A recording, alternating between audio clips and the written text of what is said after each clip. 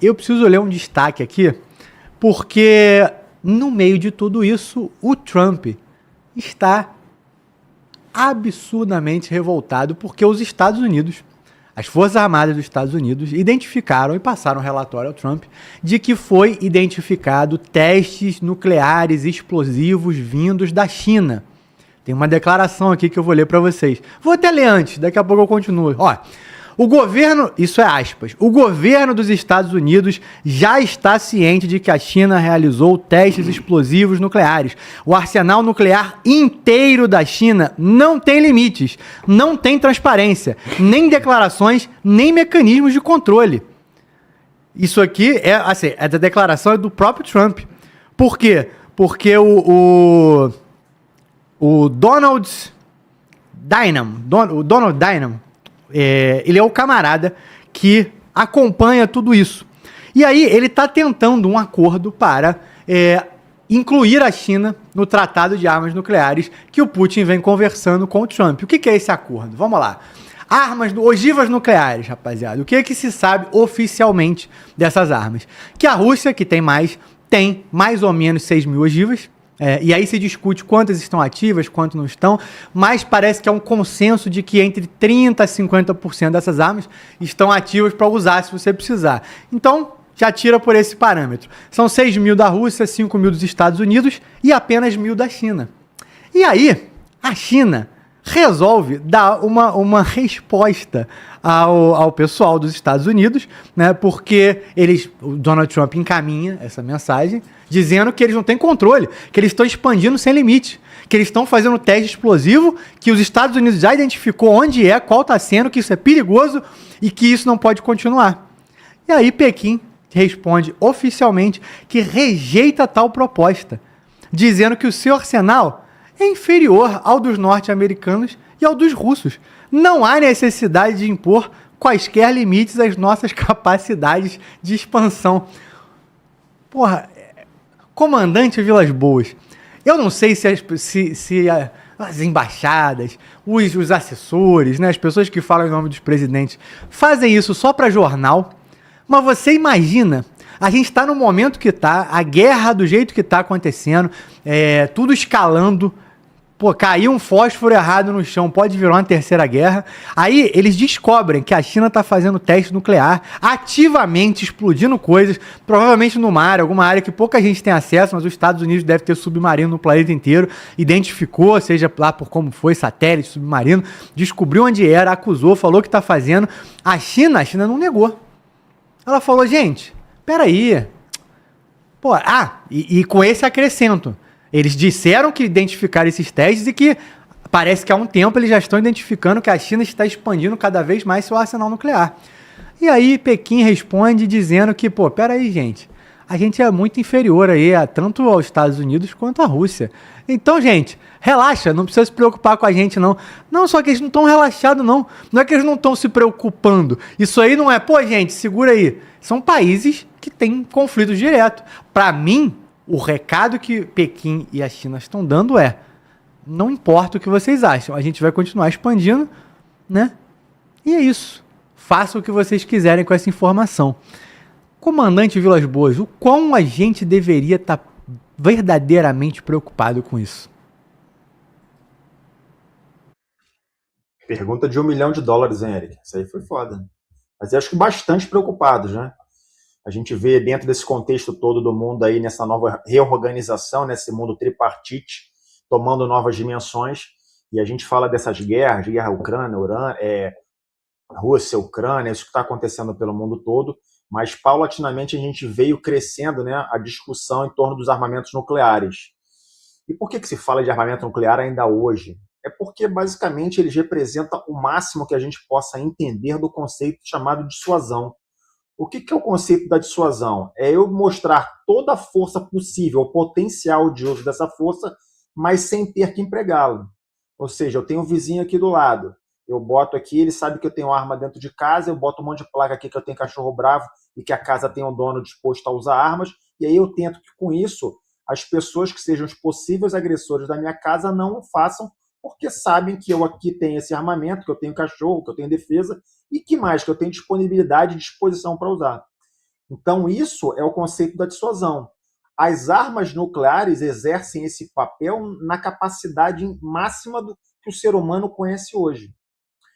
O que é estranho é justamente a gente ver esse rearranjo que voltou à dinâmica agora das discussões, basicamente agora que nessa quinta-feira venceu o último contrato que regulava os acordos chamados START, né?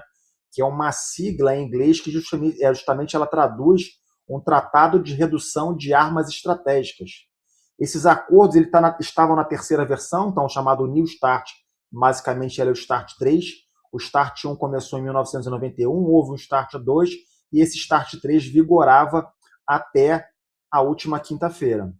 Só que o curioso desse acordo, né, curioso para mim, para a gente começar a entender por que a China começa a se inserir nesse contexto, é que esse acordo ele só regulava as ogivas nucleares da Rússia e dos Estados Unidos, que basicamente respondem em ordem percentual da ordem de 87% das ogivas do mundo hoje.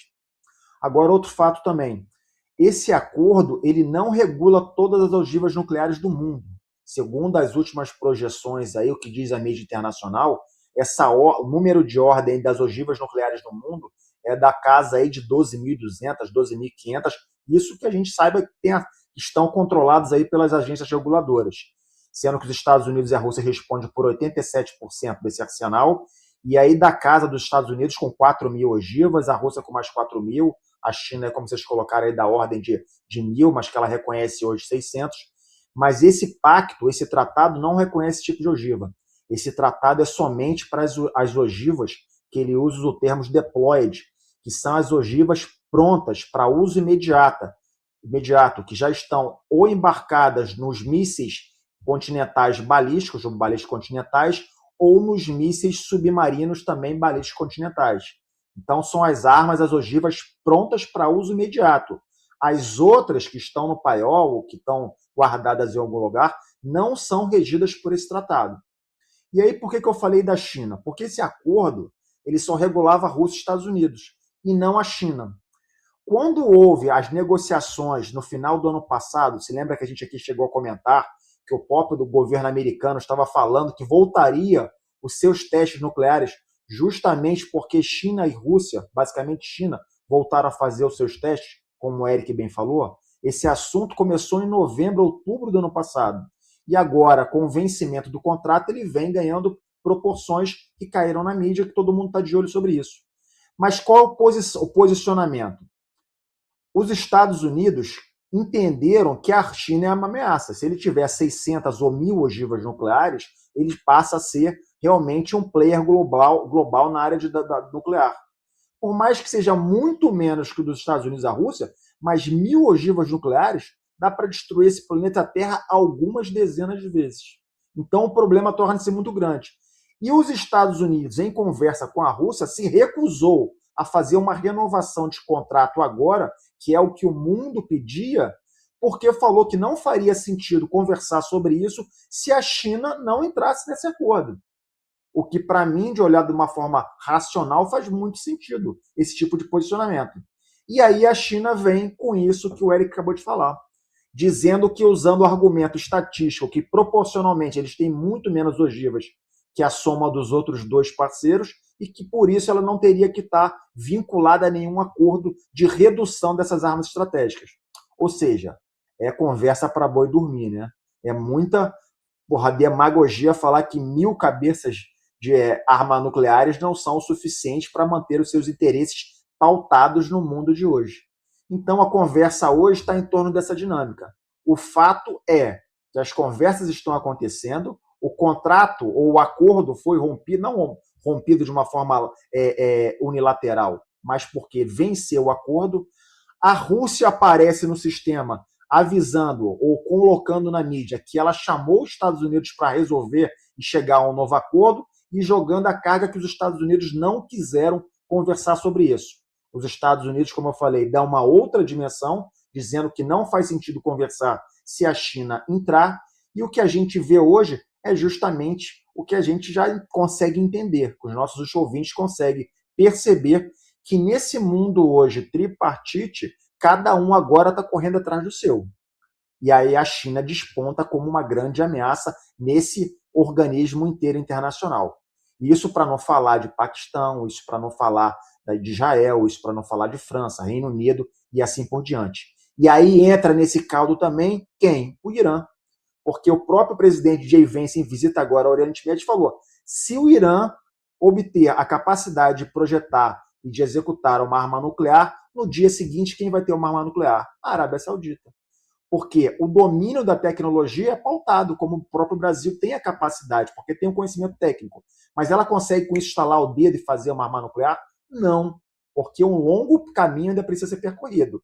Mas ela, se o país como a Arábia Saudita quiser fazer, como a Coreia do Sul quiser fazer, como o Japão também, eles têm toda a condição tecnológica de romper essa barreira tecnológica e passar à busca da produção dos seus armamentos. Então, nesse novo reorganização, na nova orquestra internacional geopolítica desse tabuleiro, as armas nucleares, esses novos acordos, a dissuasão que eles possibilitam, ganham um novo contorno.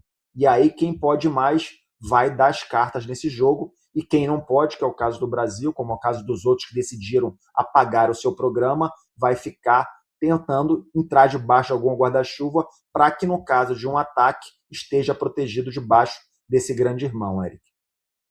Muito bom, comandante. Júlio Roque, o senador, imagino até que algumas pessoas da nossa audiência já devam ter visto pronunciamentos dele, o Mitch McConnell, ele é um grande crítico da China, de muitos anos. Você tem vídeos antigos dele que já falava sobre isso há uns 10, 15, 20 anos.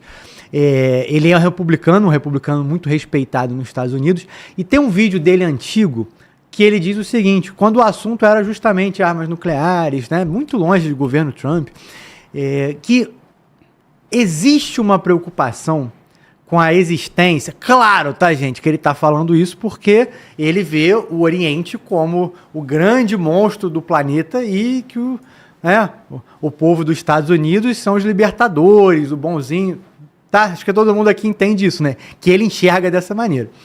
E aí ele diz o seguinte, que a maior preocupação com esses países terem armas nucleares, Rússia, China, Coreia do Norte, é que o oriental, né, o asiático, principalmente desses países, tem uma mentalidade, uma forma de pensar, uma cultura muito diferente da cultura dos Estados Unidos. E que para que algum desses líderes estivesse disposto a morrer para explodir o mundo todo, se isso levasse ao fim dos Estados Unidos, custaria muito pouco. E com isso ele está dizendo o quê? Que um presidente americano, seus parlamentares, seus militares, ninguém nunca vai cogitar explodir um país, uma nação, porque está, enfim, querendo ver o fim de outra. Então ninguém vai tentar explodir o mundo. Mas que essa cultura desses países, e assim, honestamente, não estou aqui defendendo os republicanos, não. Até porque eu nem acho que seja uma crítica, mas eu consigo imaginar o Putin disposto tranquilamente a dar a vida dele para destruir um inimigo. Quem dirá se esse inimigo for uma nação?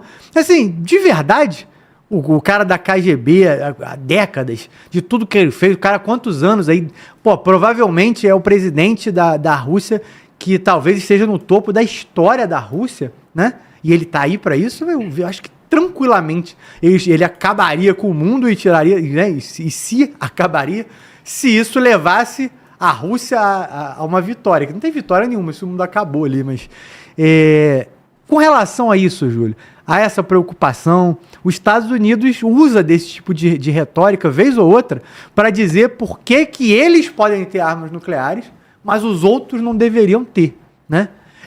Como é que você enxerga isso, Júlio? Até porque, desculpa aí, faltou uma vírgula aqui, sempre que os Estados Unidos ou a Rússia fazem testes nucleares, um sempre avisa o outro. Vamos fazer um teste nuclear aqui, né? E aí o outro avisa, né? A China não avisou para ninguém, Júlio. Os Estados Unidos descobriu e veio acusar. Por que você acha que isso aconteceu? Bem, Eric, primeiro a gente tem que entender que todo monitoramento que acontece sobre testes nucleares é feito através de monitoramento sísmico. Alguma coisa feita por satélite, mas na sua maior parte é o monitoramento sísmico da crosta terrestre. E o que a China fez foi exatamente isso, foi tentar enganar o sistema, através de um método chamado desacoplamento. Eu não entendi muito bem como funciona esse desacoplamento, mas pela palavra, ele simplesmente interrompe para todas vamos dizer, os órgãos que monitoram esses abalos sísmicos, o que está acontecendo. Então, ele desacopla esses testes do monitoramento. E assim, no mundo todo, fica sem saber o que está acontecendo. E foi exatamente o que aconteceu. E por você falar sobre testes nucleares, os países trocam informações nos seus testes para não achar que é um ataque do outro. É simples assim. Imagina se a Rússia fizesse 2 explosões nucleares no mar, vamos dizer assim, né, em alguma ilha isolada, e os Estados Unidos entendessem que isso fosse um ataque e revidasse sendo apenas um teste. Por isso há essa troca de informações. E o que há de muito estranho em tudo isso é que a China não fez isso e os Estados Unidos fica um pouco abalado e fulo com essa atitude de não avisar e vai a público, né, numa reunião de autoridades e fala sobre os testes secretos que a China anda fazendo. Então isso é um jogo perigoso. Talvez a China tenha feito esse teste justamente para isso, para testar a que ponto, né, qual é esse equilíbrio que as forças, né, dos países que estamos falando de uma tríade, China, Rússia e Estados Unidos, será que eles vão se acusar, né, com um teste alheio, a qual eles não têm conhecimento? Será que vai haver algum ataque? Então é um ato de muita irresponsabilidade, porque qualquer um dos países poderia achar que era um ataque, mas o monitoramento, como eu disse, não parte de uma via só. Ele é feito através dos sistemas sísmicos e também através dos satélites. Com certeza, direcionaram todos os satélites para esse local de teste na China para verificar o que estava acontecendo. E esse é o jogo, como disse o comandante Vilas Boas, é um jogo de dissuasão, onde você tem alguns países, um clube muito pequeno de países no mundo que possuem armas nucleares. Porém, somente os Estados Unidos fizeram uso operacional delas 2 vezes no Japão, uma em Hiroshima e outra em Nagasaki. Nenhum outro país fez o tipo de lançamento. Então, a partir desse dia, parece que o clube, né, além de ter crescido, tem uma regra muito rígida que vai ser usada apenas como dissuasão e não como arma operacional. É o que fala, né, a geopolítica. Né? Todos têm, mas ninguém usa, porque o primeiro rastilho de pólvora, eu digo nessa maneira, mas falando de armas nucleares, imagina todos os países querendo se defender, jogando suas armas uns nos outros. Com certeza, né, o planeta, parte do planeta, ou até mesmo o planeta todo, poderia ser destruído pelo número de megatons, né, que são megatoneladas de dinamite, que é 10 elevado à 6ª potência de tonelada. Então é uma explosão um pouco grande, pode acabar sim com grande parte da humanidade nesse planeta azul. Eric. Carcara, aí eu te pergunto, como o Júlio falou, as nações se avisam para não parecer que é um ataque. Porque, não quero fazer um teste nuclear aqui e o outro amigo achar que é um ataque e acabar criando uma guerra.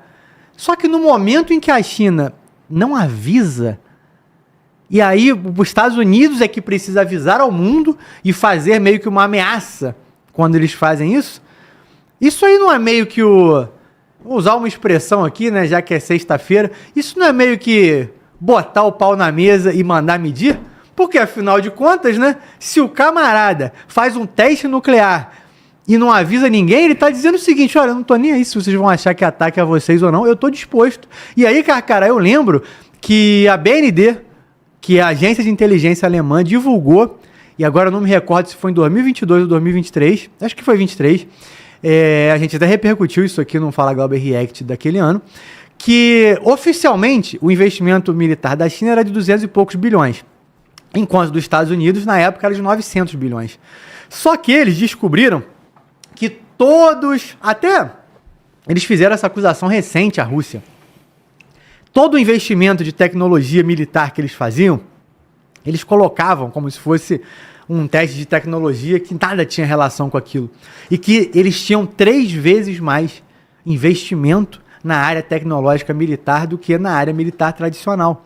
Que aqueles 250 bilhões que eles tinham, oficialmente, chegavam a 850 a 900 bilhões no total, que é o mesmo investimento que os Estados Unidos faz anualmente. Se isso é um fato, é uma preocupação. E eu quero te perguntar, Carcara, porque você sempre dá destaque de que a China, de fato, não é um país de guerra, que ela não quer guerra, mas eu olho para esse tipo de coisa e eu falo, sempre tem uma primeira vez, né? Até a primeira vez que esse podcast começou, ninguém tinha ligado a câmera aqui para fazer um podcast. Em algum momento vai ser feito. E eu acho que a China está dando muitos indícios de que ela está muito preparada. E esse papo de que, não, gente, eu tenho 1000 ogivas só, pô. Vocês aí, Putin e Trump, tem muito mais. Esquenta a cabeça, não. Porra, eu tô expandindo aqui, mas fica tranquilo. Para aparecer com mais do que os dois, eu acho que é 2 palitos, né? Mas eu queria te ouvir, Carcara. Pois, cara, esse negócio da China, não é que ela não quis, ela tentou fazer todo mundo faz isso, cara, tenta fazer o teste escondido, só que hoje em dia eles conseguem diferenciar um abalo sísmico de uma explosão nuclear devido à alta velocidade da explosão, entendeu? Abalo sísmico começa que as ondas são diferenciadas. Uma explosão nuclear é uma detonação instantânea. Pô, foi e para. O abalo sísmico ele começa, vai aumentando e se espalha. Então, tem como saber a diferença de uma explosão nuclear e de um abalo sísmico. E a China fica lá na cordilheira do Himalaia, a costa da China ali, né? Então, ela tem túneis ali, mesmo assim, o sistema sísmico que tem no fundo do mar, tem no Japão, e está muito perto do Japão. O Japão são os olhos e ouvidos ali, né, cara, dos americanos, né? Eles têm equipamento no Japão, tem na Austrália, tem na Coreia do Sul, tem nas Filipinas, então eles se espalham todo o sistema de equipamento sísmico. Não, cara, é muito difícil você ludibriar hoje em dia um sistema desse aí. E a China, cara, tipo assim, ela não quer guerra com ninguém, mas ela tá falando assim, meu irmão, eu não tô querendo guerra com ninguém, mas se tu vier, tu vai entrar na porrada também. Ela tem excelentes lançadores nucleares, né, que são os foguetes transportadores e mísseis. Tem ogiva pra caramba, e 1000 ogivas não é pouco, cara. Como eu falei, a oeste está o Paquistão, que é ela que armou o Paquistão nuclearmente. Ao leste está a Coreia do Norte, foi ela que, ou seja, são 3 nações nucleares que estão de mão dada, pô. O americano também faz isso, ele está na América, mas a Alemanha tem base nuclear, Turquia tem arma nuclear, Itália tem arma nuclear, a Romênia aceitou armas nucleares, Polônia vai receber arma nuclear, ou seja, os Estados Unidos dividiu-se em 5, 6 países. Mas ele não quer aceitar que a China faça o mesmo. Aí é difícil, né? Porque a China é potência, a China não vai se deixar abalar por isso aí. Isso, cara, é o que eu falei. E ela tem a Coreia do Norte, pô. Porrada de teste que a Coreia do Norte fez na década de 90, o último foi em 98, eu acho 2001, 2002, a França foi em 98. A China estava junto ali, o Paquistão, pô. Mas só para dar um dado aqui, a África do Sul já teve 7 ogivas nucleares, tá? Em 79, a África do Sul testou uma arma nuclear no Oceano Índico. O satélite pegou 2 flashes. Pô, cara, flash gigantesco, essa porra é explosão nuclear. Aí o americano correu atrás, só que a África do Sul, o Israel é aliado americano. Aí todo mundo sabia que o Israel estava ajudando a África do Sul a desenvolver armas nucleares ali, um ajudando o outro. E a Inglaterra, na época do apartheid, é quem manobrava com a África do Sul, pô. Aí ficou dentro da OTAN, Israel, e ficou por isso mesmo. E o Brasil também estava junto com a África do Sul nesse trabalho aí, porque a gente tinha arma nuclear mais rápido. O Brasil junto com a África do Sul. O modelo de arma era muito parecido. entendeu? E o teste da África do Sul foi o equivalente às explosões de Iwo Jima e Nagasaki. Só que já bem mais miniaturizada, tá bom? Já era miniaturizada, já o tamanho da bomba, já era menor, porque é feito por lançamento por aeronave. As armas da África do Sul seriam lançadas por aeronaves. E para quem não sabe, a África do Sul teve 7 ogivas nucleares e ela, por conta própria, desmantelou o programa nuclear dela e assinou o Tratado de Não Proliferação Nuclear junto com o Brasil, com o seu Fernando Henrique Cardoso. Uma merda que o Brasil fez. Se não tivesse feito isso, o Brasil já era para estar já com as 35, 50 ogivas já de boa aí, sem perturbar ninguém, mesmo padrão chinês. Meu irmão, não quero guerra com ninguém não, mas se vier, vai tomar um cascudo bom. Valeu, Eric. Então é isso aí, cara. Isso aí, o americano vai chorar para lá, mas não tem mais jeito. A China já tem 1.000 ogivas, pô. E a Rússia não só tem 7.000, 5.000, cara. A Rússia tem umas 14.000 ogivas. Se eu não me engano, a Rússia tinha 50.000 ogivas nucleares. Ou era 30, alguma coisa assim. Você que Estados Unidos e Rússia e União Soviética tinha junto 70.000 ogivas, cara. Aí, não, vamos desmantelar essa merda. Foi o George Bush, né? Junto com o Mikhail Gorbachev, acho que foi eles dois lá, fizeram esse tratado. Mas a Rússia, cara, ninguém não tem como fiscalizar aquelas centenas de países que eles têm espalhados no território russo. Muitas armas foram desativadas, mas não foram destruídas. Esse que é o problema. A Rússia de 42 mil armas nucleares, ela destruiu? Não, ela desativou quantas? Ninguém sabe, pô. Não aceita, fiquei com 7.000, tu com 5.000, show. Mas eu acredito que a Rússia deve ter umas 14.000 ogivas, cara, prontas, entendeu? É só ativar de novo ali, jogar o dispositivo eletrônico que está pronto para o lançamento. Com certeza. E a Rússia tem a vantagem, né? Que ela abraça o planeta. O formato do país dela começa na Europa e termina onde? Lá no Alasca, fronteira com os Estados Unidos. Então ela pode lançar arma lá do Alasca, como pode lançar da Europa, do meio do país. Então ela não precisa dessa divisão de países para ter as armas dispostas no terreno, porque ela já é gigante demais. O americano não, como ele está mais ao norte, ele precisa ter essas armas lá na Europa. É o que ele fez. Entendeu? Então a China tem suas bases também, que é Coreia do Norte e Paquistão, cara. Pode anotar isso aí. E quanto às armas nucleares da Arábia Saudita, é verdade. E provavelmente o fornecedor do míssil, do foguete, da ogiva miniaturizada, tudão para a África do Sul, para a Arábia Saudita, deve ser Paquistão. Eu já falei isso umas 3 vezes, que a Arábia Saudita se aproximou do Paquistão, com o tratado nuclear, usina nuclear tudão, e foguetes de alta performance chinês, DF-21. DF-21, DF-17 são armas hipersônicas com alcance de 1.000 quilômetros para arrebentar com o Irã, qualquer coisa ali. E esses foguetes levam em sua cabeça de guerra ogivas miniaturizadas chinesas ou paquistanesas ou norte-coreanas. Ou seja, tanto faz ela estar falando que está negociando com a China, está negociando com o Paquistão, a Coreia do Norte no automático. Eu estou negociando com o Paquistão. No automático, China e Coreia do Norte também estão no bolo. Entendeu? Só que quando fala que é com o Paquistão, diminui o tamanho da surpresa. Mas eu vejo negociação nuclear com uma dessas 3 nações como se fosse um país só. Porque os 3 são muito unidos nessa parte. Foi a China que abençoou, passou suas asas sobre a Coreia do Norte e o Paquistão, sabe, senhores? É isso aí. E a Arábia Saudita, com certeza, é o primeiro país do Oriente Médio, depois de Israel, a ter uma arma nuclear, se o Irã falar que tem. Vai ser um clique. E não vai fazer, vai comprar. Dinheiro tem para dar de pau. É isso aí, meu amigo Eric. Muito bom. O Júlio pediu a palavra aqui rapidinho. Julião.